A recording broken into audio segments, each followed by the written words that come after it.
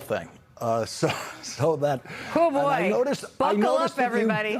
I noticed you didn't, by the way. I noticed exactly when you bailed out on it, which was even more than necessary to understand what it was about. And so now we know. Now we know. I'm looking at my notes here of what he had to say.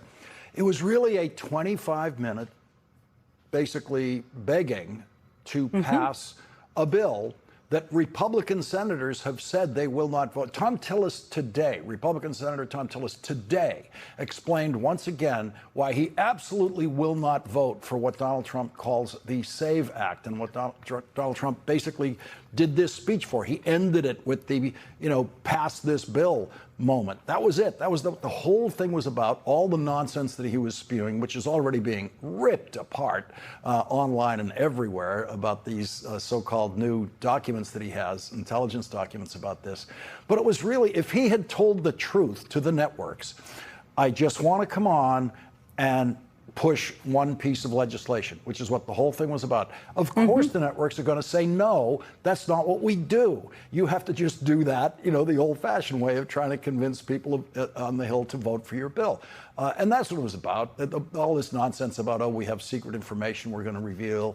That was all just a lie, a typical Trump lie, to get to this point where he could do this thing. And so I'm just going to, when I get to it here, I'm just going to rattle through my notes and not torture the audience with too much of the video of this. I think you already showed enough. We've already ripped apart most of that speech to shreds and debunked and fact-checked and then dug up conspiracy theories. So you just continue and you do what you do. We'll all be watching. We're going to get to it. We have John Ossoff on the way to join us, and we have Jim Himes from the Intelligence Committee, Lisa Slotkin. And they're very eager to talk about this. He talked about Michigan, so the senator from Michigan is going to join us, and we're going to get to that right now. Look forward to it. Thanks, Jen. So he started off in a typically perverse Trumpian way with a typically deeply sick Trump statement. He actually said the words, and he was reading this from a teleprompter. We had transgender for everybody.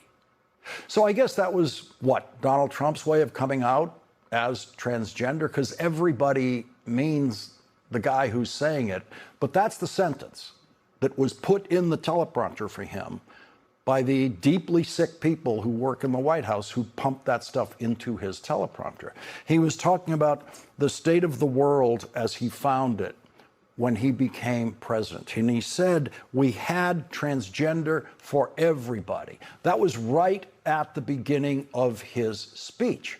This obsession that he has with transgender issues and transgender people. And suddenly, all 300 million people in America were suddenly in this demented man's hallucination, transgender. And then what? He got us all back to whatever gender he thinks we were before.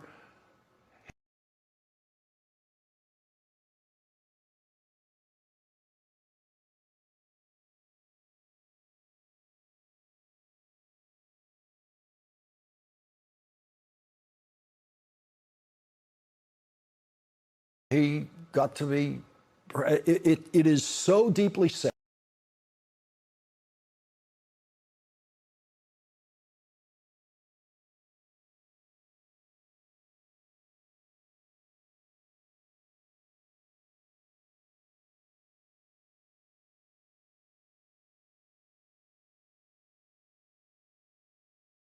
Every single beat of this speech is deeply, deeply sick, a deeply sick delivery by a deeply sick person. He said this lie that everyone knows is a lie, written for him in the teleprompter. It wasn't an ad lib. He said, now we pay the lowest price for prescription drugs anywhere in the world. He put that lie, had that lie written into his teleprompter, and that's how he began his speech. And it began as what seemed like a State of the Union address. Halfway through the year, just a State of the Union address. These are all the wonderful things I've done with this presidency, including we won in Venezuela and we are winning big in Iran. That was there.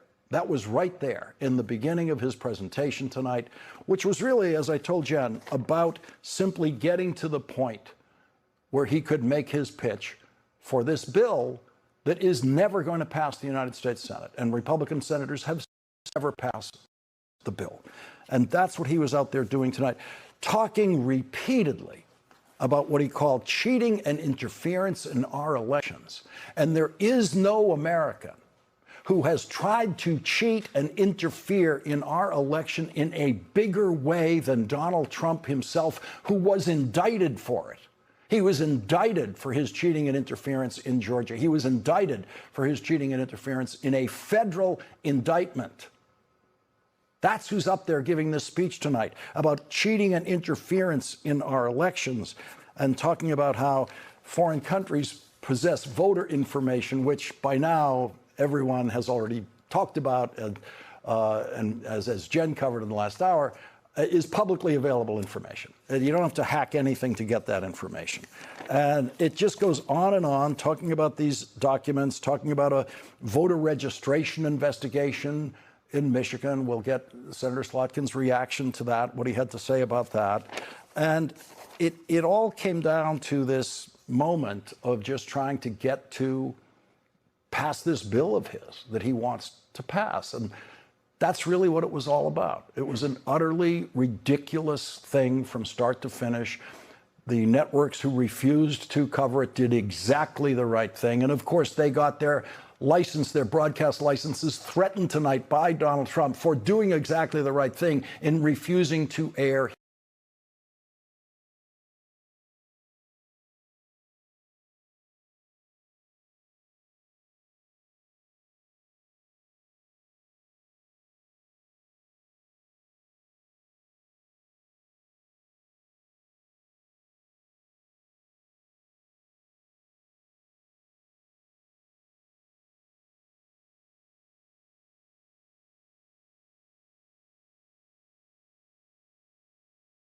his stream of madness. And so here we are. After Mitch McConnell issued a proof of life photograph earlier this week, Donald Trump delivered a proof of dementia video tonight, 25 minutes of it. Election dementia, anyway, at minimum election dementia.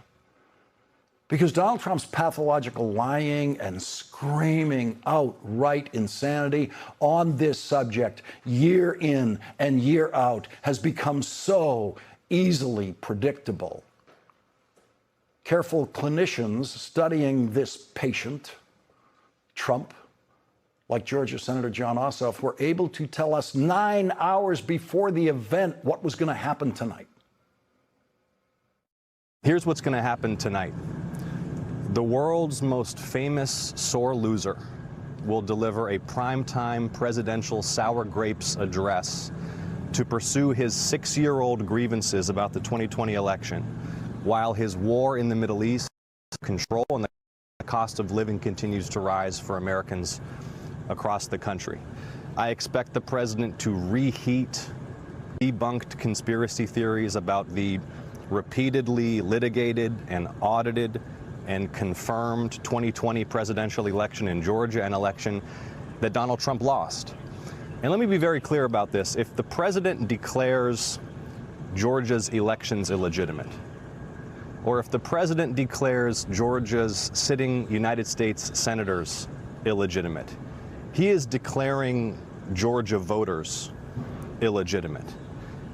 It's Donald Trump who tried to defraud Georgia voters in that election. Donald Trump who tried to commit election fraud when he called Georgia's Secretary of State, Brad Raffensperger, and it was caught on tape, and you should play the tape for your viewers today, and badgered and bullied Georgia's top election official to, quote, find him the votes that he needed to win in a state where he had lost. All I want to do is this. I just want to find 11,780 votes, which is one more than we have. That is the sound of a crime in progress. Donald Trump was indicted for that phone call in the state of Georgia and in a federal indictment charging him with a conspiracy against the United States of America. Here's another part of that phone call. You should want to have an accurate election. And you're a Republican. We believe that we do have an accurate election. Trump knew. Trump knew it was an accurate election. The Republican Secretary of State in Georgia told him it was an accurate election. The Republican governor of Georgia believed it was an accurate election and said so. Donald Trump's own campaign advisors told him it was an accurate election. And they testified to Jack Smith that they told him that it was an accurate election. They told, his own advisors told Donald Trump that he lost, and he knew it.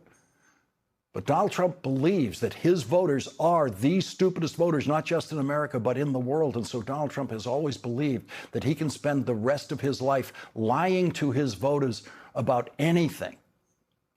His lies have not been working for him this year. His lies about his war in Iran have not been working. His lies about his tariffs have not been working.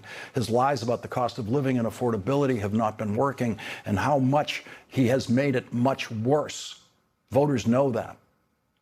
That is what has sunk him to new lows in the polls. And tonight, Donald Trump tried to go back to his big lie, his favorite lie, to climb out of the dark hole that he is in the polls. And so he defiled the White House once again tonight with a 25-minute demented exhibition of political pornography just to say this. Congress must pass the Save America Act. Joining us now is Democratic Congressman Jim Himes of Connecticut. He's the ranking member of the House Intelligence Committee. Congressman Himes, thank you very much for joining us tonight. I just want to let you go on your reaction to everything he said that is in your jurisdiction in the Intelligence Committee. Yeah, so Lawrence, because this is so important and because I don't believe it's only about the SAVE Act, let me not put any fine point on this. The President of the United States lied to the American public today. It was a bald-faced, 180-degree, obviously provable lie. Why do I say that? I have reviewed all of the intelligence that the president supposedly declassified, and there is absolutely nothing in that intelligence which that substantiates what he was saying. That Venezuela was doing this, that Russia and China was doing this. The conclusion of the intelligence community under Director of National Intelligence, John Ratcliffe, his guy who's at CIA right now, was that there was no meddling. You can look at it. This is a public report. There was no meddling in the meddling meaning interference, no screwing around with vote totals, with voter lists, with machines, etc. Yes, Russia wanted to reelect Donald Trump. That is in there too. And yes, Iran didn't want Donald Trump to win. And so they put out propaganda. They put out misinformation. But there is nothing in the record to suggest that anything that the president said tonight was true. And the reason I'm animated about this, by the way, for anybody out there who thinks that this is an MSNOW, Lawrence O'Donnell Democrat talking, I want you to go to whitehouse.gov and I want you to open up the section on China. I've reviewed every single one of those documents, but you can't do that.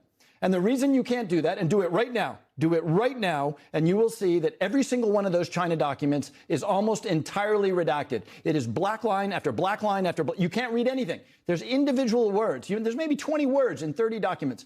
By the way, if those documents did anything to prove the president's case, do you think they'd be redacted? No. You would have more than 12 words. Look at the Venezuela report. Please go to whitehouse.gov right now and look at the Venezuela report. And what you will see is an old report that says, hey, Maduro and Chavez before him, they wanted to influence, here's the key word, Venezuela elections. Right. But the president of the United States says, look, Venezuela wanted to influence elections. And so what the president did tonight was lie. And the issue I'm going to take with you, Lawrence, is that, yes, maybe it's partly about the SAVE Act, which is a ridiculous solution to a problem that does not exist. Foreigners do not vote in U.S. elections. That's the fact. But what worries me, and the reason you hear some emotion and some passion right now, is because here's the scenario. Election day is going poorly. John Ossoff has been clearly reelected. In Michigan, a Democratic senator has. So the House of Representatives is about to change hands to a Democratic majority and maybe even the Senate. And what do you think happens? I know what happens because I was stuck in the chamber on January 6, 2021, when a mob of thousands of people motivated by the president tried to stop the transfer of power. So when Donald Trump sees that those are the results, which are likely, he's going to say, remember in July when I told you that the Venezuelans and the Chinese, that's exactly what happened. So what we're talking about here is not about the SAVE Act, which is an abomination, but it is about setting the stage for Donald Trump to reject the results of the upcoming election. And every American citizen, and I know it's hard to reach some of the president's most closest acolytes, because I work with 220 of them in the United States House of Representatives. That's the Republican conference. But this is a moment for the American people to say, what is going on here? Look at whitehouse.gov, look at the China section, and look at document after document after document, which is nothing but black lines of redaction. That tells the story. I believe you and the New York Times and other members of Congress are going to completely dismantle, as you're doing right now, and I want to encourage you to keep doing it, these documents that he's talking about. But take me to this other point. Take me to that election. Now we're after the election. In the scenario you just came up with, we're counting votes in Georgia, and you said Donald Trump will reject the election. And do what? Here's what happens. Senator Ossoff, who you just had on tape there, has clearly won. Yeah. We know how the president feels about Georgia. You ran the clip. When he lost Georgia, did he concede? No. He called up Brad Raffensperger, Republican Secretary of State, find me 11,000 votes. Clearly corrupt. No one can look at that and say that's anything other than criminal, but also corrupt. Right. So when John Ossoff wins, this is just one example. And remember, there's a Senate race in Michigan. There's a Senate race in North Carolina. Donald Trump looks at that and he says, my people in Venezuela, because remember, Donald Trump and Marco Rubio are running Venezuela, have found secret intelligence that shows that in Caracas, Maduro's cousin manipulated voting machines in Georgia. This is how this happens. This is how American democracy goes away. Now, a lot of people know me. I've been in this position for some period of time. I'm not an alarmist. In fact, I get a lot of guff for being a little overly optimistic and overly calm. But understand what happened tonight. The president was setting the context. He was setting the basis for him to turn around at midnight on Election Day and say, I warned you. I warned you back in July that the Chinese were doing XYZ and the Venezuelans were doing XYZ and all this terrible stuff. It happened tonight. I am deploying federal officers from the Department of Homeland Security to 7 states. They will be seizing ballot boxes in those states because we know that lots of undocumented aliens voted in those things. So we are seizing ballot boxes. Now, Lawrence O'Donnell, what happens when all of a sudden we've lost the chain of custody of 70 ballot boxes in critical? That is the moment in which American democracy dies. Make no mistake. What happened tonight? What's the defense against that? The defense against that is what I'm trying to do tonight, which is that the American people need to understand, as much as you may love Donald Trump, as much as you may hate the Democrats, there is something that we care about more than our party affiliation, and that is the preservation of our democracy. And part of the energy you're hearing from me tonight is the fact that I was one of the last people out of the chamber of the House of Representatives on January 6, 2021. I saw our democracy come this close to ending. And the energy you're hearing from me tonight is that I see the path. And this is the moment for every American to go to whitehouse.gov, as the president asked you to do, to look at the China section, to read the report. By the way, John Radcliffe, old friend of mine, runs the CIA right now, right? Old friend of mine, current friend of mine. Please read his statement. Read his statement on Twitter. It says, we provided documents. Every American should look at those documents. Nowhere in John Radcliffe, the president's guy running the CIA, in his statement does it say, and I agree with everything the president said tonight. You know why it doesn't say that? Because he doesn't. Jim Himes, invaluable to have you here as our leadoff guest covering this tonight. And please come back. There's going to be more on this over the coming days and as we get to November, because your warning is the most important thing that can be said about what was going on tonight. Thank you very much for joining us tonight. When we come back, Michigan Senator Elissa Slotkin will join us. In the speech that most of America wisely did not watch tonight, and never will watch, Donald Trump said this. We won in Venezuela. We are likewise winning big in Iran, and you will see the fruits of that labor very, very shortly. Joining us now is Democratic Senator Elissa Slotkin of Michigan. She's a member of the Senate Armed Services Committee and the Homeland Security and Government Affairs Committee. Senator, thank you very much for joining us tonight. There's a lot to talk about here, but I want to begin with that line that you just heard Donald Trump say, winning big in Iran. Well, look, actually, while that speech was going on, we had one of the largest military operations going on in Iran right now. And he conveniently said very, very little about the war. I mean, I think, when he first announced he was giving this speech, I actually thought this was just a way to distract the American public from realizing the ceasefire is completely gone and we are now back in serious combat operations with really no clear end in sight. And I think what's interesting is that the president thinks he can tell the American people, we're winning, we're doing great, when they still know the price of gas. He went on and on about how the economy was the best it's ever been. People aren't stupid. And I think the president just believes he can wave his hand. And on the war in Iran, there's really only three things to do here, and none of them are great. One, we can continue what we're doing, kind of these nights of combat operations, and then they shoot back at the Gulf states and at our installations. Number two, we can escalate to de-escalate. We can do even more force. The president hasn't ruled out sending in ground troops, doing more to try and get to some new place. Or we can cut an even worse deal where the Iranians maintain this sort of veto on who goes through the Straits of Hormuz. So none of those are great options. And I think the president's talk today, as disturbing as it was also in part to sort of change the conversation away from a war that's not going well. He focused on Michigan in some of his comments and about a voter registration investigation in Michigan. What was your reaction to that? I mean, this is a very well-known case, and actually one of the ways that we know the system does work. It's been public since 2021. A local official realized there was a bad organization operating in that area, notified law enforcement. They took action. No one ever fraudulently voted or registered based on that activity there. So it was actually an example of the system working.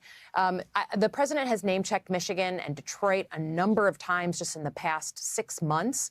And tonight, I think, was just a continuation of a book that he's writing that sort of lays the story out so that when he loses in November, he can claim that he didn't. He can claim that he actually won. He's laying the story out, and tonight was just a very visible, public way of continuing that story. Do you share the concern that we just heard from Congressman Himes that when vote counting is going on in Michigan, Donald Trump could try to seize the ballots?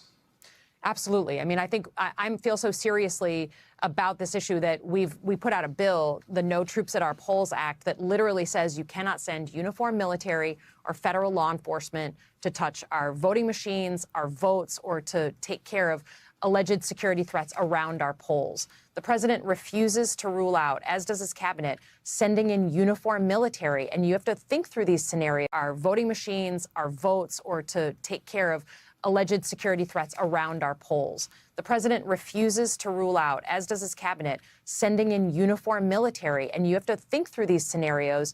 Think about that for a second. I've had meetings with officials in Michigan. What if they send in the military and they say, you know what, we're coming into this voting location. We're going to seize machines. What will we do? What if they don't have a warrant? I mean, these are some really scary kind of tabletop exercises, things that we're having here because the president has made clear this is not a joke to him. This is not something he just says kind of offhandedly. He's obsessed with it. And so he's willing to really do anything to win, quote unquote, in November. And this time it wouldn't be about trying to get a mob of Trump supporters to attack a vote counting facility in Michigan. It would be sending in federal agents.